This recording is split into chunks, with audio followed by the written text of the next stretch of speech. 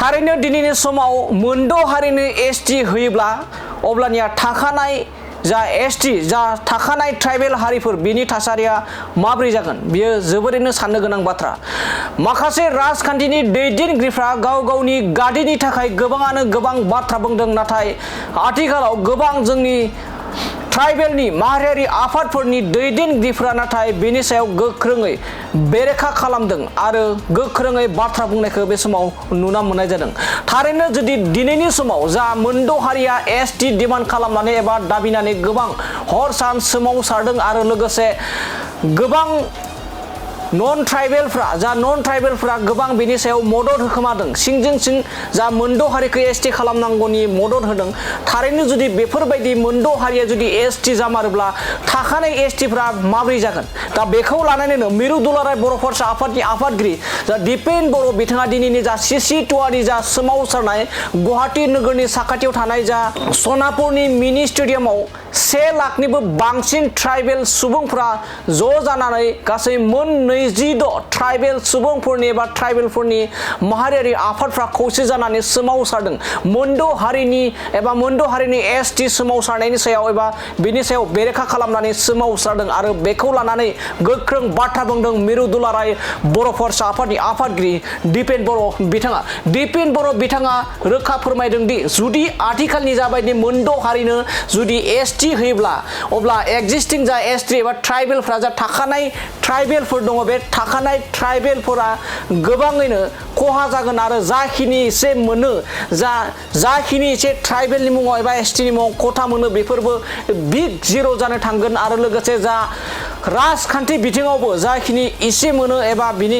एसटिनि मुङाव जा एसे मोनो बेफोरबो गासिबो जिर' एबा लाथिख' जागोन होननानै बे समाव मिरु दुलाराय बर' फरायसा आफादनि आफादगिरि दिपेन बर' बिथाङा रोखा बाथ्रा बुंदों। बे समाव फिन फोरमायबावोदि दुलाराय बर' फरायसा आफादनि आफादगिरि दिपेन बर' बिथाङा गोख्रों हुमखि होदों दि दिनैनि बे सोमावसारनाया ट्राइबेलफोरनि थाखाय एबा दिनैनि बे जा सोमावसारनाय बे 1 लाखनिबो बांसिन ट्राइबेलफोरा जथाय जानानै जे सोमावसारदों बेयो ट्रायल्सो। जुदि थारैनो बेफोरबायदि एक्जिस्टिं एसटि एबा ट्राइबेलफोरखौ खहा खालामनानै जुदि मोनद' हारिनि एसटि होयोबा बिनिख्रुइ आरो गोख्रों सोमावसारनाय जागोन होननानै बे समाव मिरु दुलाराय बर' फरायसा आफादनि आफादगिरि दिपेन बर' बिथाङा बे समाव रोखा बाथ्रा बुंनायखौ बे समाव नुना मोननाय जादों। दानिया फैदो बिदिब्ला जोंनि बड'लेण्ड बुब्लिनि जा गाहाय सुजुगिरि राकेश रामसियारि बिथाङा दिनैनि बे जा गुवाहाटी नोगोरनि साखाथियाव थानाय सनापुरनि मिनि स्टेडियामाव जा मोन 26 ट्राइबेल माहारिफोरनि जा माहारियारि आफादनि जा सोमावसारनाय बे सोमावसारनायाव बाहागो लानानै एक्सक्लुसिभ ग्राउन्ड जिर' रिपर्टनि गेजेरजों माबायदि दिपेन बर' बिथांनिफ्राय मिथिनो होदों जों बेखौ आबुङै खोनासंना लादिनि। Coordination committee of tribal organisation of Assam सिसि2आ जेराव ट्राइबेल संघ आरो गासै 14टा आसामनि जिखिनि ट्राइबेलनि अर्गेनाइजेशन्सफोर दङ जातीय आफाद आरो फरायसा आफाद जोङो ज' खौसेयैनो लोगो नांनानै दिनै मोनद' हारिया मोनसे एसटि दाबिदों आरो बे एसटि दाबिनायखौ लानानै आसाम सरकारा फैबाय थानाय 25 नभेम्बराव बिथांमोनखौ रिकमेन्डेसन होनायनि थाखाय भारत सरकाराव जेराव 2019आव राज्य सभायाव बे बिला टेबोल जानानै दङ बे बिलखौ पास खालामनो थाखाय आसाम सरकारा गोदानै रिकमेन्डेसन होनो नागिरदों आरो बिनि प्रटेस्टआव बेखौ हेंथा खालामनानै दिनै बेयाव 1 लाख माने ट्राइबेलफोरनि गेदारिं लानाय जादों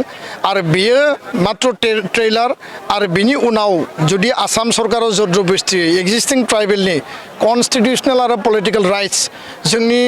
स्कुल कलेज इउनिभार्सिटिनि एडमिशन मेडिकेल इन्जिनियारिंनि सिटनिफ्राय लानानै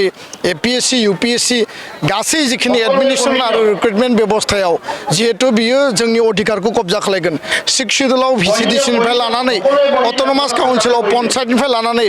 काउन्सिलनि सिटफोरखौ लानानै एसेम्ब्लि आरो पार्लियामेन्टसिम जिहेतु बिथांमोननि जिहेतु पपुलेसना 1.5 कोटिनिबो बारा आरो एक्जिस्टिं ट्राइबेलनाव अनलि 45 लाख आरो बेबायदि जायोबा 1.5 कोटिखौ जुदि 45 लाखआव जाबसिननानै होयोब्ला एक्जिस्टिं ट्राइबेलनि जि अबस्था जागोन बे अबस्थाया दै गुदुङाव मै होनाय बायदि जागोन आरो बेखायनो कुनु कारनाव एक्जिस्टिं ट्राइबेला गोदानै ट्राइबेल थिसननायखौ जों लुबैया माने एडभान्स कमिउनिटि आरो पपुलास कमिउनिटि जायफोरनि सुबुं अनजिमाया बारा जायफोरा जौगानाय दिनै आहमा 600 बोसोर रायजो खुंदों आसामाव आहमनि चिफ मिनिस्टारा गोबां जानानै थांबाय आरो दिनैबो बिथांमोना आसामाव जायखिजाया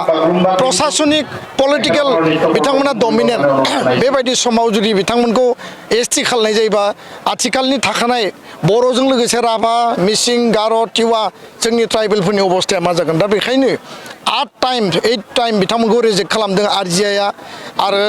बायदिसिना माने राजनीतिक स्वार्थनि थाखाय राजनीतिक लबिनि थाखाय 2026नि इलेक्शन आरो 2019आव का आन्दोलनखौ माने फोजोबनो थाखाय बिथांमोना राज्य सभायाव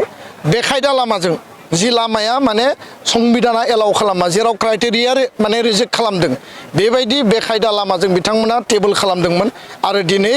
2026नि बे इलेक्शनखौ नायनानै आसाम सरकार भारत सरकारा बेखौ फिन आरो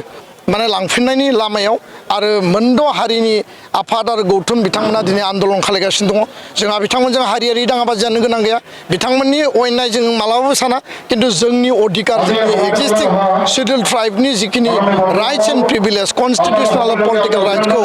भंग खालामनानै गोदानै ट्राइबेल थिसननायखौ जों मालाबाबो हास्थाया आरो जुदि बिदि खालायोबा जारिमिना पुनराबृत्ति जागोन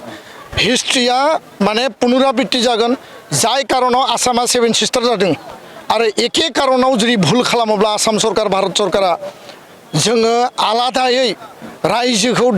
दाबिफिननो आन्दोलन खालामनो थाखाय बाध्य जागोन बे खोथाखौ आं स्पष्ट बुंबाय जिहेतु मोनसे बाथ्राखौ आसामनि गिबि मन्थ्रि बिथाङा बुंदों जे बे समाव गुबुन गुबुन राजखान्थि हान्जायाव बेवहाय जिहेतु मदद दं आरो बेनि अनगायैबो ट्राइबेल नङै जिखुनु आफादफोर दं बे आफादफोराबो मोनद' हारिनि एसटि होनायाव बे समाव बिथांमोनाबो बेरेखा बाथ्राखौ बुङाखै बे समाव ट्राइबेलफोरा जुजिनाङा माबायदि जागोन आसामनि गासै जिखिनि पलिटिकेल पार्टिसफोर दङ नेसनेलानो जा रिजनेल पार्टियानो जा आरो आसामाव थानाय ट्राइबेल आफादफोरनि बादै गासै आफादफोरानो आं नाम लानो सानाखै बयबो एसटि खालामनायनि माने फेभाराव दङ आरो बिथांमोना कनसेप्ट होनो नागिरो जे जुदि 6 जनगोष्ठी जनजातिकरण जायोबा आसामा ट्राइबेल स्टेट जागोन भारताव बेबायदि ट्राइबेल स्टेट नाय गैया मेघालयआव ट्राइबेलनि संख्या बारा मिजोरामाव ट्राइबेलनि संख्या बारा बे आलादा बाथ्रा बा छत्तीसगढ़ झारखन्डआव ट्राइबेल दङ खिन्थु खोथाया जाहैबाय जे मोनसे रायजोखौ ट्राइबेल स्टेट होननानै कनस्टिटिउसनाव बेबायदि प्रभिजन गैया बेखौ ओरैनो धारना होनाय जादों आरो बेखायनो जोंनि जि जुजिनांगोन जोंनि जि स्ट्रागलिं जोंनि जि रिभलिउसन बियो बिराद टाफ जागोन आरो बेखायनो जोंनि ट्राइबेलफ्रा थाखानाय जिखिनि जनजातिफोरनि जिखिनि जुजिनांगौ बिथिं बे जुजिनांगौआ माने गोख्रोंनिफ्राय गोख्रोंसिन जुजिनांगोन होननानै आं बुंनो नागिरो कारन आसाम सरकारा बिनि फेभाराव पलिटिकेल पार्टिफ्रा फेभाराव दल संगठनफ्रा फेभाराव अनलि एक्जिस्टिं ट्राइबेला बेखौ जों होबथादों कारना जाबाय बिथांमोनखौ गोदानै एसटि खालायोबा थाखानाय एसटिनि जिखिनि अबस्था जि दा जोङो एसे एनै मोन्दों जि एसे एनै जोङो माने संबिधानिक जिखिनि सुबिदाखौ जोङो एन्टारटेन खालामदों बेबो जिर' जाहैगोन आरो कुनु जायगायाव इउनिभार्सिटि कलेज माने एडमिशन 3rd ग्रेड 4th ग्रेडनिफ्राय लानानै नोङो भिसिडिसिनिफ्राय लानानै नोङो पन्सायतनिफ्राय लानानै वार्ड मेम्बारनिफ्राय लानानै जेरावबो जों देरहानाय नङा बिटिसिआबो खैफोदाव गोग्लैगोन नामा टटेलि खैफोदाव गोलैगोन बेयाव 6 सिडिउलनि थाखाय आलादा प्रभिजन अट'नमासनि थाखाय आलादा प्रभिजन बेबायदि कुनु मेनसन गैया ट्राइबेल माने अल ओभार इन्डिया मोनसेल' ट्राइबेल आसामाव हिल आरो प्लेन दङ दा जिखिनि हारिया ट्राइबेल बिथांमोना प्लेनाव थायो आरो जे माने आसामाव हिल आरो प्लेननि डिभिजनाव बिथांमोना प्लेननि ट्राइबेलनि स्टेटासखौ मोनबाय अल इन्डिया बेसिसाव जेला एसटिनि स्टेटासखौ मोनबाय अट'मेटिकेलि थाखानाय ट्राइबेल थाखानाय 6 सिडिउल काउन्सिल थाखानाय अट'नमास काउन्सिलनि अबस्थाया माने डेन्जार जागोन आं बेखौ नुदों मोनबेसे बाहागो लादों दिनै गासै 1 लाख टार्गेट बेयाव 26टा माने 14टा जातिनि 26टा आफादनि गासैबो CC2 अर्गेनाइजेसना बेयाव बाहागो लादों